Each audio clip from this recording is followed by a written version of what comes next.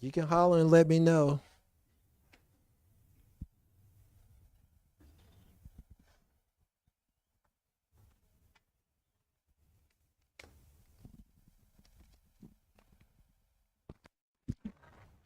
Good evening to everyone.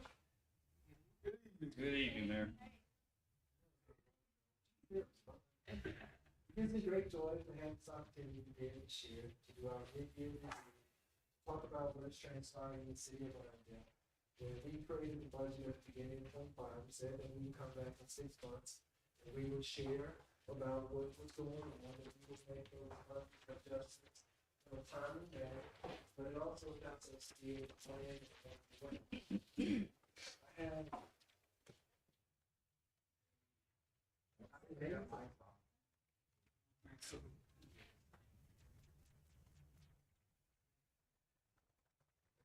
waiting on my sound person.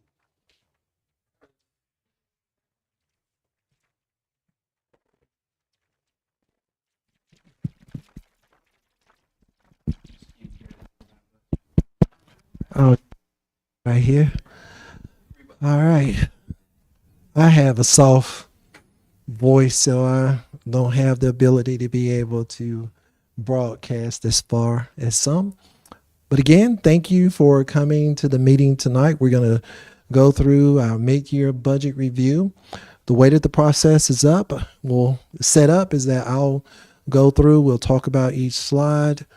I will ask you if you would hold your questions till I get to the end of the presentation. We have a Q&A section that is in the presentation, and then we'll have some announcements to be able to share with you as well. I am going to go through this as expeditiously as I can. I won't be able to hang around to answer questions because, believe it or not, I have another engagement tonight at 7 o'clock. But I'm glad that you all came out. My goal is to be able to share some empowering information with you, but also to be able to give you accurate information. I also want to welcome you that are out there in the Facebook audience. I know now a lot of times people don't come, but we get a chance to be able to see that there's a lot of individuals that are watching what we're doing here in the city of Irondale. I'm going to give us a short prayer, and then I'm going to move directly into our presentation. Oh, gracious God, we thank you for this night, this chance to be able to share information about what's going on in the city of Irondale. We want to be able to empower our citizens by providing them with up-to-date financial information so they understand exactly what's going on in the city of Irondale. I ask that you speak through me to them to be able to empower them, as we are as transparent as any municipality that I can think of when it comes to sharing financial data. May you continue to bless those that are in our listening audience, that they can hear as well about what's going on in the city. So I'll offer up this prayer in your son's name. Let everyone say amen. And I will proceed to the first slide. The goal of this mid-year review is to accomplish 5 things. We're going to give you a FY mid-year budget review. We're going to talk about adjustments to revenue and expenditures. We're going to cover our debt obligations. If you want to know exactly how much debt that we have in the city, I'm not going to talk to you tonight from a PBA, general fund, leases. I'm going to talk to you from the perspective that if you had $103 million mortgage on your house, what does that look like? And then we're going to proceed with giving the bank balances, give an update on the capital projects, and we have a little time for Q&A after that, and then we will continue to move on. The bottom line is this.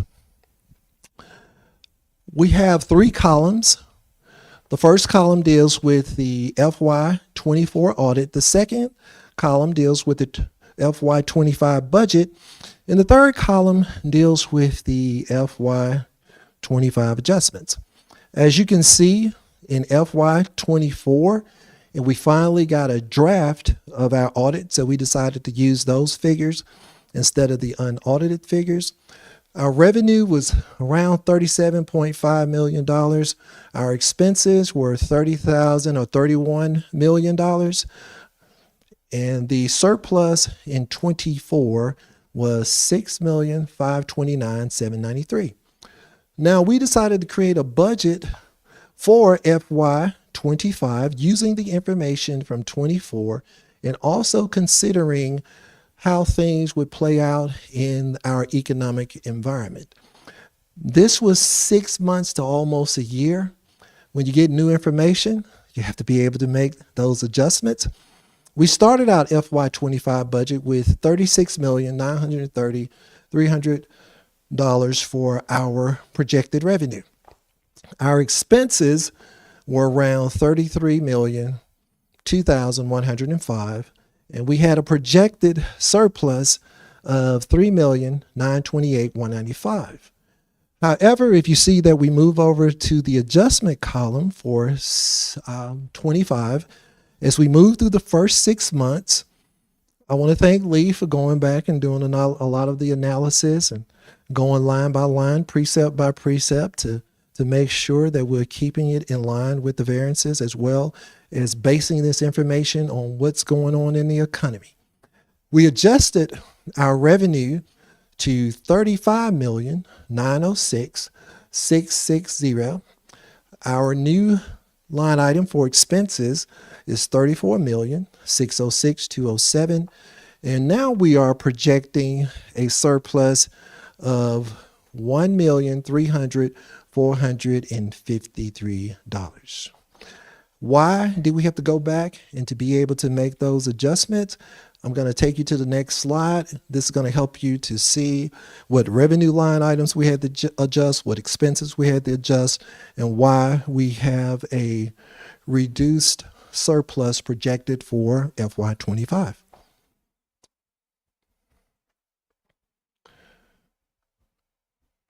I hit the wrong thing.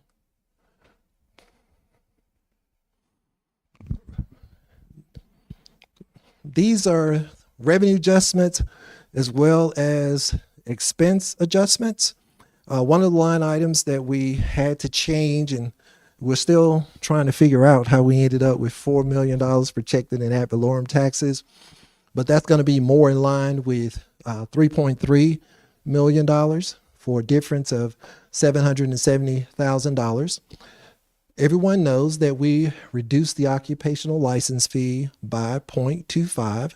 And because we made that reduction, we also see that the fee is a little bit lower than what was projected. We projected 3.3 million. We made the adjustment to 3 million because I'm assuming what's going on with the economy and how people are working. Wages may be lower. If wages are lower, then what comes into the city is lower along with that adjustment, which was a $300,000 adjustment. Our business license fee, do you all remember last year when it was doubled and everybody complained about the increase? And we adopted a resolution to take it back to where it was or where it had been for over at least 30 years. Well, because we took that back to a 30-year, I guess you could say benchmark, we reduced that line item by $450,000. And then for state grants, which are positive, we increased that to $800,000 from $300,000, a difference of $500,000. We're expecting to receive about $300,000 in grants from the state for recycling, and we're also going to receive close to $500,000 for the sidewalk project. We're finally closing that project out from the state, so we're looking forward to seeing those funds come in. The way that it works through the state, you do the work, you submit your invoices to them, they reimburse you once they sign off on them. And then for the federal grants, we increased that from $100,000 to $560,000 because we are receiving a grant to be able to pave Grants Mill Road in the amount of $700,000, but it's an 80-20 split to it. And we increased that line item by $460,000. So you can see that these are the larger adjustments. When they gave me a report on how many line items, if we took all the budgets that we have at the city, how many line items do you all think for about 7 or 8 different funds that we would have to share with you tonight? More? More? About 600 to close to 700 line items for all of the budgets that we have at the city. We have general fund, capital fund, E911, 4 and 5 cents, that's gas tax, 7 cents, that is gas tax. And then we have Rebuild Alabama, which is a 10-cent tax. We have a water department, and we have courts. So we have funds from 0, 10, 20, 45, 46, 47, 50, and 65. And I didn't think that you all wanted to be here tonight to go by each line item. We would probably be here until tomorrow to be able to do it. But this is just a 35,000 view on what's going on in the city and Irondale general fund when it comes to revenue adjustments and expenses. Top expenditures. We do something here in the city that most cities don't do. We gave our retirees a cost of living, which was 4%, that cost the city $111,000. Engineering services, because of all of the different, and this has to do with not the engineering services that is tied to the capital projects. This fee right here is based on our general line item that we have. Sane is the contractor, but we also have other engineers that work with the city to be able to do things. And we increased that line item by $157,000. And the fire department, because we have 2 transports, we have something here in the city that a lot of other municipalities can't say that they have it. We had to increase their overtime line item to $133,000 because instead of hiring additional firemen, we decided at this time we would just pay them to work overtime. And it's much cheaper to pay them to do overtime than it is to hire them as an employee. And then you have to put all the benefits that really increases the amount that we would have to pay for our fire department. City debt obligations. I know that you all have seen a lot of numbers flying around, but I will pause here if anybody wants to take a picture before you leave to make sure you got the right figures. And those figures are the city debt. And as I stated earlier, I'm not going to go through PBA, leases, and all of that. I'm going to keep it as simple as I can. The city debt is $99,726,632. The water department debt is $4,398,368 for a grand total of close to approximately $104,000. I'm sorry. It's $104,000. I'm speaking it into existence. You know, one day at some point in time, we're going to get there, but right now we are not there. How are we going to be able to deal with it? I'm currently working on a 5-year strategic plan to be able to outline for you each year what we plan to do and how we plan to make sure that we keep the city financially stable. Our credit rating is still AA. We still have $20 million on our credit card if we needed to be able to do some additional spending. We are still in great financial shape. Yes, we do have a lot of debt, but then you have to tie the debt to the improving the quality of life in the city of Irondale. If Miss Shelly Ann is out there listening, I want to thank her because in one of her posts, she talked about how you can't put a value on improving the quality of life for all citizens. When we spend money around here, it's always about improving the quality of life. The dog park is improving the quality of life. The ball fields, if you went out there on Sunday to be able to see the Easter experience, you missed a treat. If you wanted to see me almost get stampeded by the kids, you should have been out there for that. But we know this is the amount of debt that we have.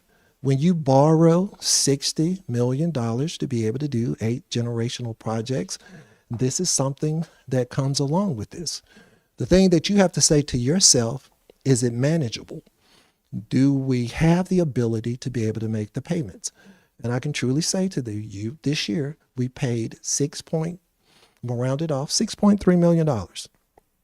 And bond debt, principal and interest, next year it'll go to $7.2 million. And it will be level for about 10 years.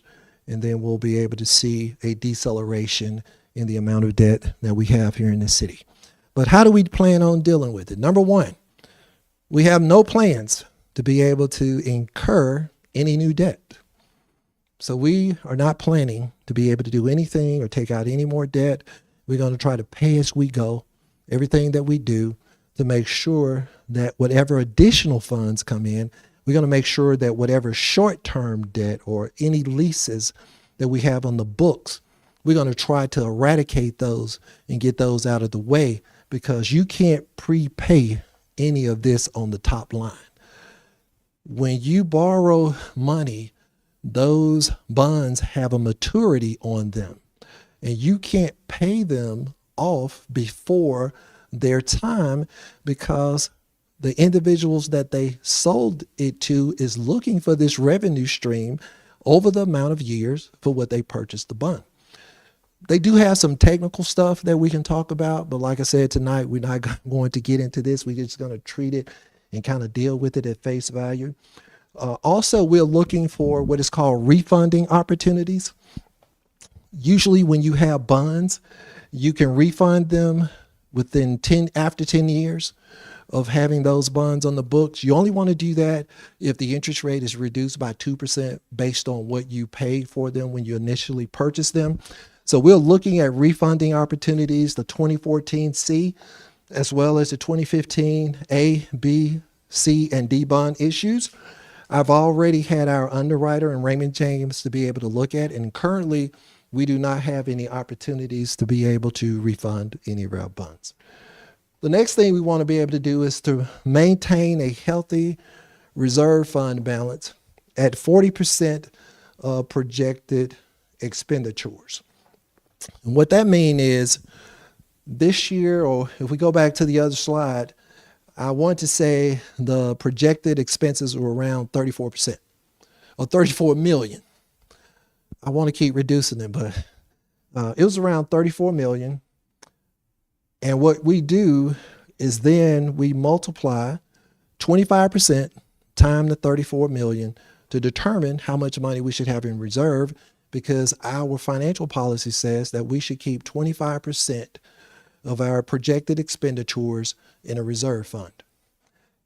If you take 34% and multiply that by 4, we're probably talking about having, we'll just say $8 million or $8.5 million in reserve.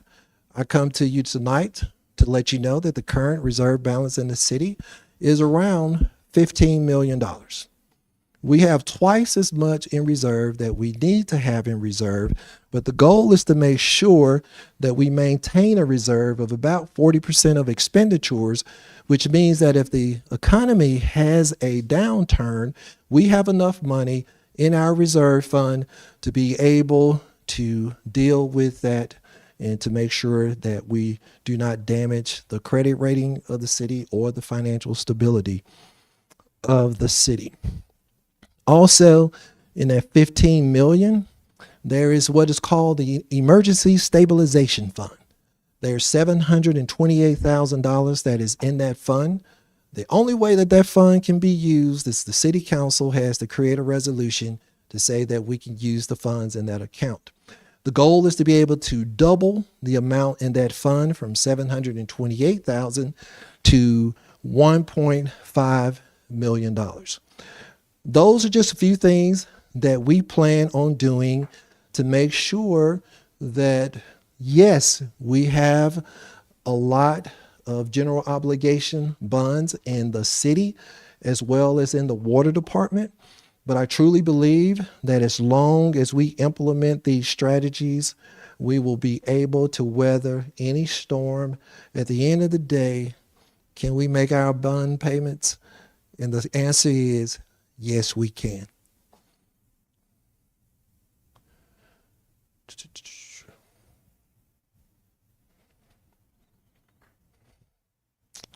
I wanted to make sure that I share with you all the bank balances. The bank balances consist of unrestricted funds and restricted funds. Do I need to give a definition of that, or does everybody understand the difference between?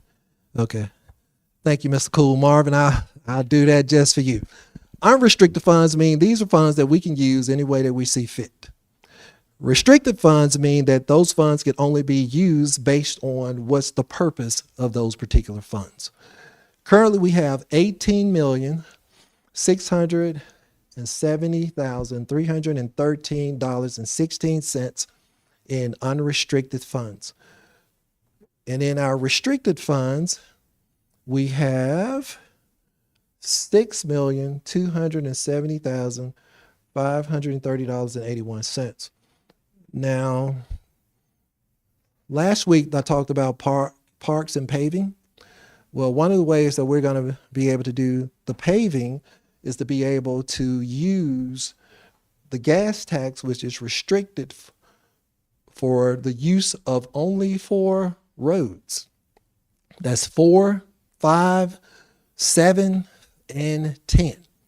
So we have about $1.1 million. We're also receiving a grant of $700,000 from the federal government, and we'll have to figure out where the rest of it comes to be able to.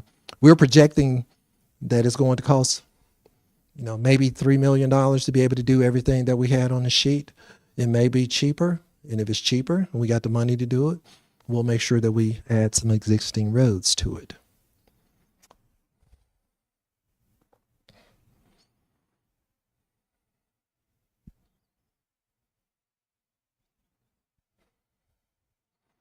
Irondale Capital Projects update. Tales at the Rails at Elliott Park is completed. It cost the city approximately $900,000 to be able to complete this project. It is used on a regular basis. I was out there on Saturday. There were cars from all over the county. People were really enjoying it. They love their pups. We do too. We're glad that people are really using it and enjoy it. I got a chance to be able to meet people from Hoover, I think Trustville. So not only are Irondale citizens using it, but people are coming from all over the county to be able to use our wonderful dog park. And it's paid for. Second project, I've already talked about the baseball fields. All of the games that we are currently having, I don't know how we ended up with Skybama, that ended up showing in the picture, but this is what was that, Emma? Oh, okay. Well, this is the Ruffiner Park Sports Complex. We have 3 fields, 300 feet, 225, and there's one field that you can actually divide it to make sure that you can play in 3 different ways. The concession stand is great. Biggest problem we've had so far is parking, but we've been able to remedy that problem. I want to I thanked them last night for Frank Pennington, Jared Morris, Boo Wallace, Brad Doss, for a yeoman's job that they did by turning one of the old ball fields into a parking space. We needed parking on Saturday, Sunday, and we could provide an additional 100 parking spaces. One of the things when we built this field, we never expected that problem of parking, but it's a good problem to have. And we're trying to find some additional sources to be able to make sure that we remedy that issue. And it was $8.4 million to build the ball fields. The library, just got through meeting with Dale and Tamara today, and they are projecting by mid-August. Am I right, Dale? You want me to give you a few more months? I gave you a few more months. But Dale told me by mid-August, we should be in the new library. We should get the key to the building June 23rd. And she has about 2 months to be able to get shelving, furniture, books. But we are really looking forward to this. It's going to be a jewel to the city of Irondale. We spent on the construction of the building, it was about $8.4 to $6 million. Want to thank Stuart Perry for doing a fantastic job.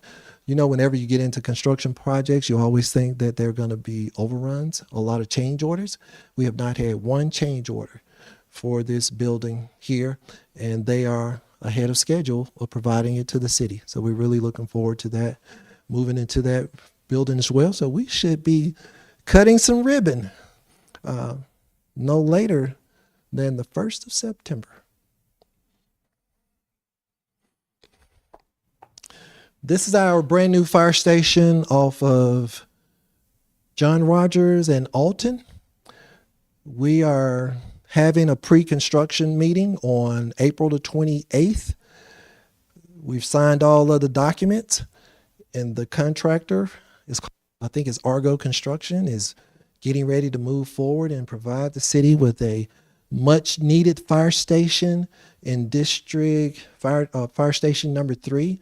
If you go look at the other one, it's really not fit for anybody to have to spend 24 hours in there every night. I want to take my hat off, and I would scratch my head if I had some hair, but we want to be able to thank all of the wonderful firemen that have worked out there during this time. But this is a new facility that's going to take about 12 to 18 months to complete the construction. This is the one where we received 143 acres for $300,000.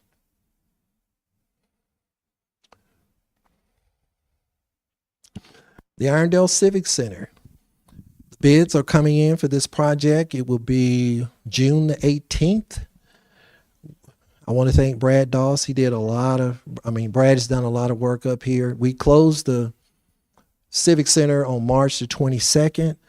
And I believe on March the 23rd, it was empty because Brad is very diligent and he makes sure that he got everything out of the facility. But this is getting ready to go out to bid in a few weeks. We're really looking forward to this being a centerpiece of the community. We're all about building community, building the future, and that's what this facility provides. We're going to totally gut the inside of the building. We're going to remove the dome, but we are going to sell pieces of it for $25 for any of you all that have a desire to want to have a piece of it. Matter of fact, I had a meeting with the Shriners on yesterday about finding them some additional land in the city. They still want to be in the city of Irondale, and they asked me, Mayor, can you find some land for us to still be in the city? So we're working on that project. See if we can find them some land. They need about 10 acres. Anybody out there got 10 acres? That's Aaron. That's what they're looking for. And we want to be able to keep them in the city as well. This project is going to be around $18 million. We have some amenities that are going to be around the building, from playground, splash pad, amphitheater, walking track, mountain bike track. We're also tearing down the pavilion. And also, one of the fastest growing sports in the country is what? Pickleball. We're going to have about 6 pickleball courts out there as well. And we're really looking forward for construction to begin on this project as well. And finally, the Irondale Municipal Complex, hopefully in 2 years, and if I'm given an opportunity to be able to serve you for another 4 years, we won't be having these town hall meetings in this building, but we'll be in this brand new Irondale Municipal Complex. We purchased the furniture building, we own the Regions building, and we own the building behind it. Whoever would have thought that you can take those three properties and turn it into something that look as wonderful as this complex? Hopefully, we can take our investment to leverage more investment on Highway 78.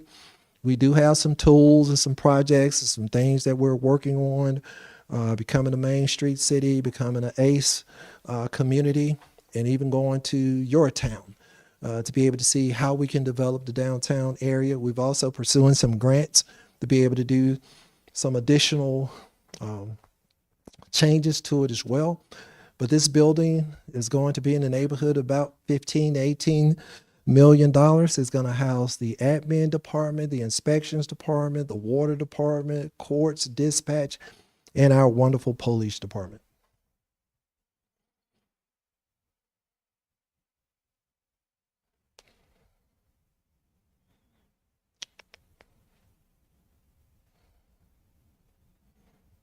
I knew things were going too well with this.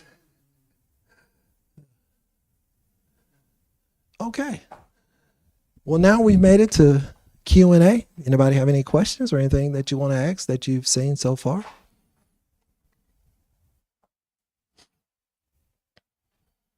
Ms. Shearer?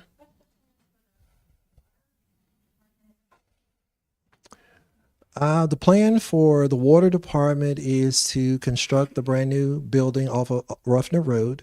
We've already purchased the land. There's already been some, Jared is doing an excellent job of preparing the site.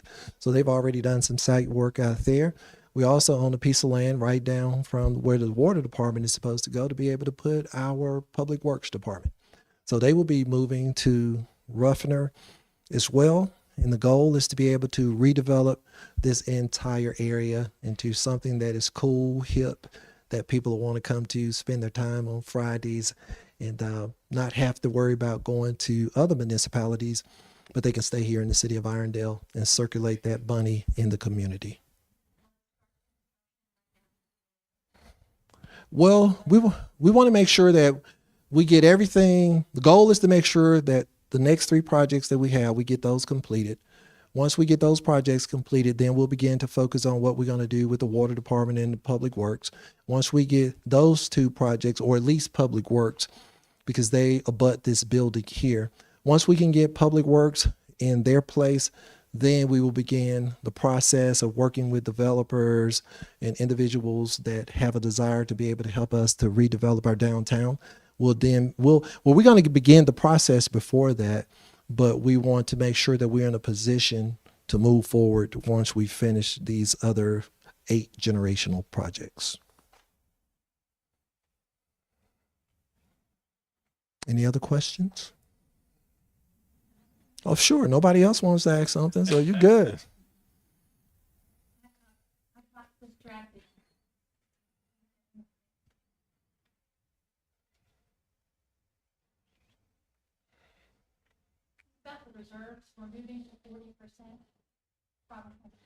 Well, we haven't changed our financial policies, but that's what we are we're implementing that right now because we have about $15 million in reserved. And even if we needed to increase it by 40%, we're probably around 10. So we still have $5 million more than what we need to have. I did talk about that 728,000 of that is in an emergency fund that no one can touch unless the council gives approval to it. Well, let me change that. The council has to give approval to all of it. But this fund was set aside when I was on the city council to be able to use if there are downturns, if there are certain things, sales tax projections are not where they need to be, then we could access this fund to make sure that we continue to have a surplus every fiscal year. John? Is there any difficulty with us maintaining the occupational tax? Well, do you want to expound on that?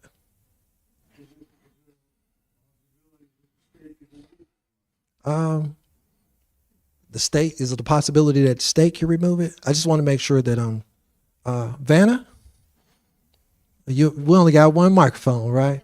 Lee was gonna be Vanna tonight.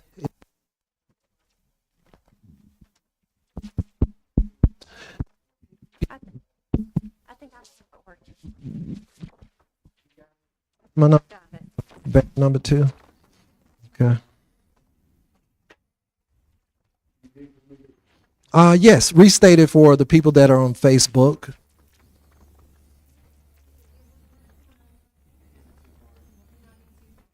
Okay. Well, yeah, I'll just go ahead. It works from here.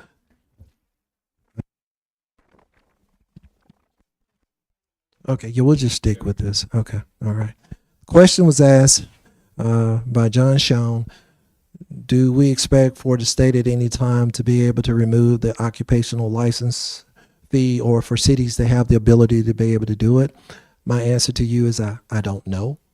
I can tell you that we have no plans of removing it down to 0. And the reason we have no plans of being able to do it, now I know, let me make sure I stated correctly. I've never had someone to show up to my office and want to come to the city of Irondale and they bring up, we're not coming because of the occupational license fee. Let me repeat that again. I've never had anyone to come to the office to say that. It don't even come up for discussion. It is now ingrained into our budget. If you were here as I was going through the revenue, the reason that our revenue is lower than what it is because we've already gave back a 0.5 percentage point. And every time we give back a percentage point, it makes a difference in our financial picture. I believe that at least 4 of the counselors are in agreement that we will not be reducing this fee anytime soon. I just want to question what people coming in the community, what I was questioning was, hopefully it won't go away in the future. The state has tried to reduce the occupation tax, have they not? They have, but it has failed at each session and it has never made it to the floor. It never made it out of committee for them to vote on removing it. Mr. Councilman. Mayor, as a segue to that,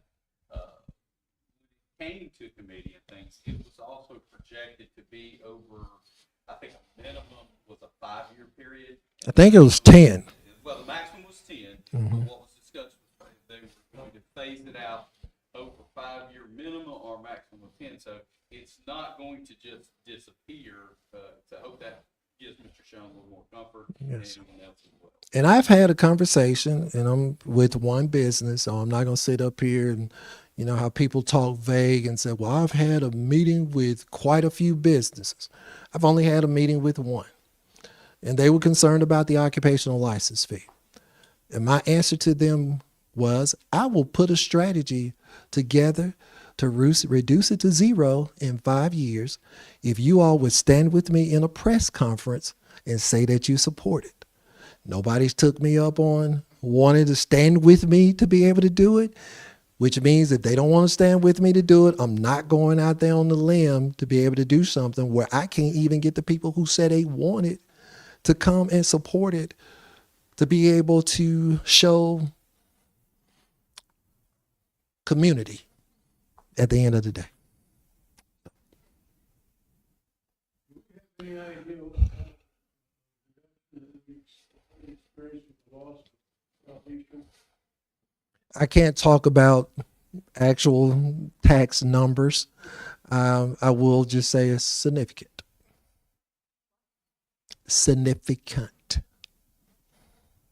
We can't give out tax data. If you all would listen to our city council meeting last night and we were walking through about the incentives, that's one of the things according to state law, you can't give out specific tax information about a particular company in your city.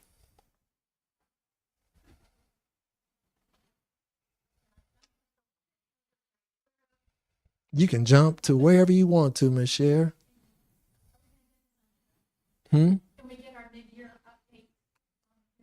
Yes, we can find a way to be able to do it.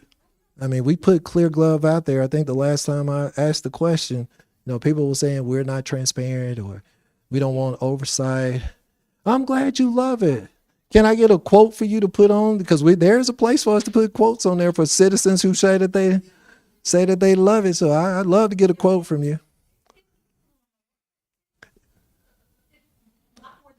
Well, there are only 3 municipalities in the Jefferson Shelby County area that provides their financial information out there in the website for cities to be able to get it. I even had Marcy to call around to other municipalities to ask the question, how many municipalities mayor actually stands up and give a mid-year review about what's going on in a city? And the answer to that question was 0. Well, 1, Irondale. We talk about oversight. We have to send our audit to the public examiners every year. We have a motor vehicle registration where we do that here at the city. We get audited by the public examiners every 2 years. We provide E911 funds. Public examiners come in twice a year and they audit that. We have an annual audit that we have here at the city that the council will be discussing on the 29th. That happens annually. We have to report to our financials to S&P for the bond obligations that we have. We also have to report it in Emma. And I'm not talking about Emma who works as the PR person here, but there's a depository that we have to send our continuing disclosures, our official statements, and our audits. We have to send that to them every year. So when people begin to talk about we don't like oversight, those are all of the individuals that we have to report to, as well as the 13,527 citizens that make up the city of Irondale.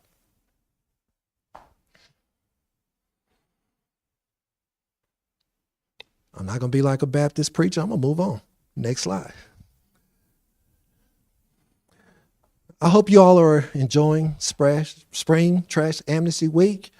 Next week, they will be in my district, District 3. Make sure that you put out your large garbage items, small construction piles. Don't decide this weekend you want to tear out a room, bathroom, you want to redo your den. We're talking about those very small do-it-yourself projects. If you do that, we're more than happy to be able to pick it up. And also, no yard trash or no hazardous material. We had that on Saturday. The Mayor's Prayer Breakfast, really looking forward to it. Mr. Anthony Ray Hinton, who wrote the book The Sun Doesn't Shine, was an individual that was incarcerated for 30 years for a crime that he did not do. He's going to be our fireside chat individual this year. I'm really looking forward to asking him questions. And I guess my first question is, how did your faith allow you to be on death row, not knowing that every day when you wake up, it could be your last day, that you do not have any animosity about these people that falsely accused you and put you in jail and took away 30 of your good years? Finally, I decided this year that I was going to let Councilman London win. We took out all the professionals, no real basketball players. There's going to be a bunch of us in there that's 60 and older, going to pull all kind of muscles and stuff like that. But it's for a good cause. The money that we raise for this event goes to the Shades Valley High School FBLA. $5. We're going to be in the gym. Also, Councilman London and I always have a free throw contest. He's beaten me for the last, how many years, Councilman London? Well, tell him it's 2 years. So this year we decided to swap. I'm going to beat him in the free throw contest. And because he hasn't gotten a big trophy from softball to basketball, I'm going to pour that trophy into him this year. I'm going to let you have the trophy this year. But please come out and watch us. It's going to be funny. Because like I said, we don't have any real basketball players that's going to be out there, but it's going to be a joy to get out there and for a good cause to raise money for our Shades Valley FBLA. We're also having Court Amnesty Day on May the 8th, which means that if you've had tickets or whatever with the courts, this is your opportunity to be able to come and they'll work with you to make sure they can clear up whatever you have hanging out there. I want to thank Ms. Dana Horsley for designing this program and putting it in place. And if you know anybody that need to clear up their record, this is the time to be able to come and to be able to do it. Those are some of the events that we have going on at the dog park. And May 15th, it's going to be Barks and Brews with the Irondale Chamber from 5 to 7. But we have this listed on our app. We also start movie night on May the 23rd with the movie Wicked. I got a chance to be able to see it on Broadway. It was really a good movie. I can tell when a play is good if I don't fall asleep. So I had a chance to be able to watch the whole thing. But we have Wicked on the 23rd, The Wild Robot on June the 20th, and we finish up with Mufasa, the Lion King on July the 18th, which this is in conjunction with I Love Irondale Day. And that is it. I hope that you've been able to enjoy the presentation. If there's any additional questions that you have about anything financially that's going on in the city of Irondale, feel free to reach out to our wonderful city clerk. She has everything that you need at her disposal. I will ask one more time before we get ready to depart from this place. Do anybody have any miscellaneous questions, financial questions, any burning questions before you walk out the door tonight? Ms. Shara?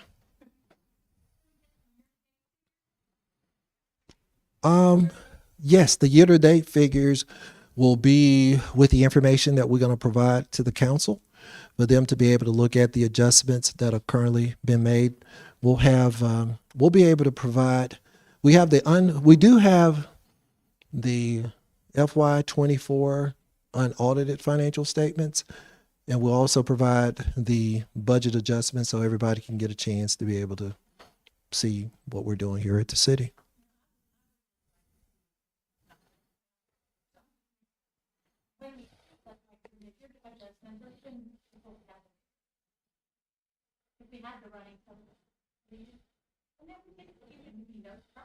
What was that? I'm sorry. Okay. Yes.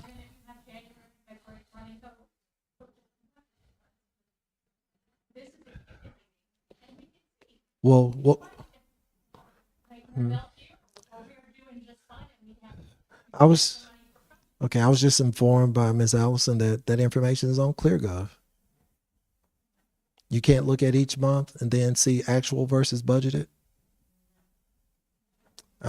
Yeah, she uploads those same financial statements that we give to the council that contains, the council gets that information every month. Okay.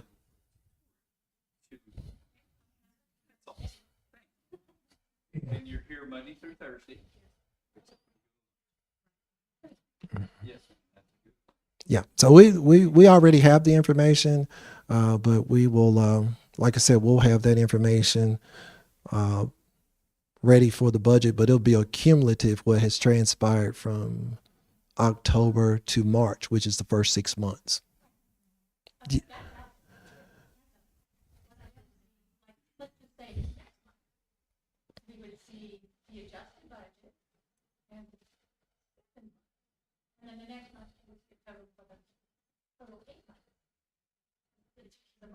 Well, it's going to be a brand new budget whenever the council adopts the amended budget, so those numbers are going to change, so they won't be the same. But we'll internally we'll take your comment, and we'll see what we can do. Okay. Yes. Mhm. Yes. Okay. Right. Yep. So we'll work on that, Ms. Sher. Appreciate your comment. Anybody else? Going once? Going twice? It's all gone. Thank you all for coming, and I look forward to seeing you soon. Take care, man.